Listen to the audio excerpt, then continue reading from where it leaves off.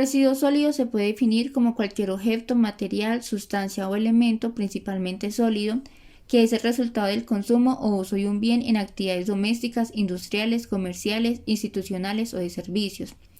La generación de estos residuos sólidos ha llamado mucho la atención, dadas las implicaciones que tiene y las problemáticas asociadas a estos. Quédate y te contaré un poco de historia sobre la generación de estos residuos sólidos y también te contaré sobre el panorama actual. Para comenzar, quiero contarte un poco sobre la historia de la generación de residuos sólidos. Si nos remontamos a las primeras civilizaciones, la generación de residuos sólidos era casi o totalmente nula, pues estos primeros pobladores aprovechaban todo lo que les ofrecía el ambiente. Ya para la Edad Media, los residuos urbanos eran dispuestos en las calles o en los ríos, lo cual generó problemas de salud pública asociados a la presencia de moscas, roedores y a la proliferación de enfermedades, siendo como la más llamativa la peste bubónica, la cual es una enfermedad infecciosa potencialmente mortal causada por una bacteria transmitida por las pulgas. El primer vertedero municipal fue creado en Atenas en el año 400 a.C.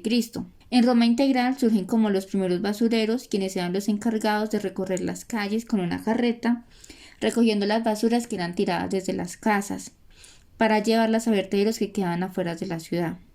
Ya a partir de la década de los 50, la generación de residuos se dispara o empieza a aumentar, en consecuencia del crecimiento poblacional, a la migración de los campesinos hacia la ciudad y a la popularización de los plásticos.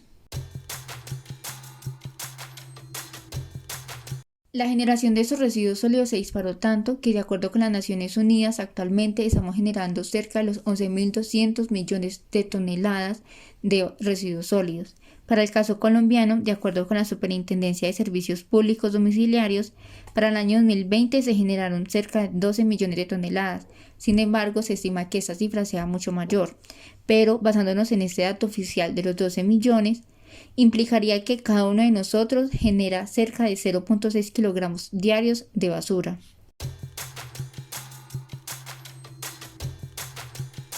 Esta situación de generación de residuos sólidos es preocupante porque representa un gran impacto ambiental, dado que contamina el agua, suelo y aire, pues genera malos olores, gases que ayudan al efecto invernadero, que es la principal causa del cambio climático.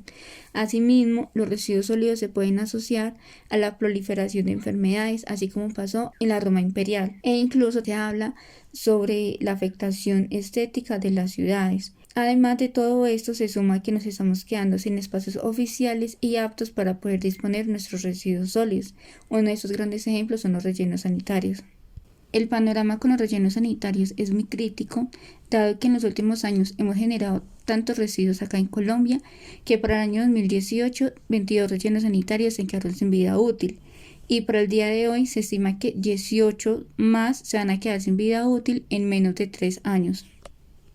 Uno de estos casos es el relleno sanitario La Glorita, que queda ubicado en la ciudad de Pereira, donde se disponen los residuos correspondientes a 24 municipios. De acuerdo con la alcaldía de Pereira, para el año 2021 se recibieron 321.345 toneladas. Entonces, ¿qué pasaría si para el año 2025 ese relleno sanitario deja de funcionar? ¿Qué tendríamos que hacer con los residuos generados por estos 24 municipios? Y ahorita imaginémonos el panorama a nivel nacional. ¿Qué pasaría si estos 18 rellenos sanitarios dejan de funcionar? Podríamos estar acercándonos a una crisis ambiental y de salud pública muy grave. Por esto, para evitar llegar a esta situación tan crítica, se están realizando esfuerzos conjuntos para reducir la generación de residuos sólidos, siendo esta como la principal estrategia ambientalmente hablando y la más conveniente.